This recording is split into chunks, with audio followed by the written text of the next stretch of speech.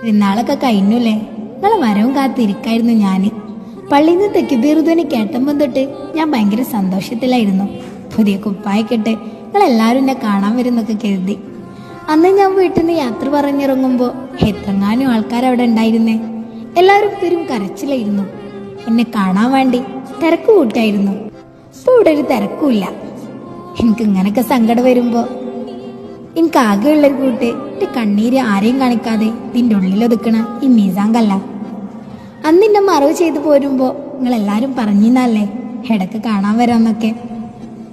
എന്തിനാ എന്നെ പറ്റിച്ചേ? ആ വാക്കിൻ്റെ ബലത്തിൽ സമാധാനിച്ചിരിക്കായിരുന്നു ഞാൻ. ഇവിടെ എല്ലാവരോടാണെങ്കിൽ ഞാൻ പറയും ചെയ്തു എൻ്റെ കൂടപ്പിറപ്പുകളൊക്കെ എന്നെ കാണാൻ വരുന്നു.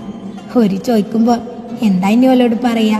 നിങ്ങളെ തിരക്കിനാളെന്നോ അതോ എന്നെ മറന്നു എന്നോ? പിന്നെ എൻ്റെ മാത്രമല്ല, ഇവിടെ എല്ലാവരുടെ അവസ്ഥ ഇത് തന്നെയാണ്.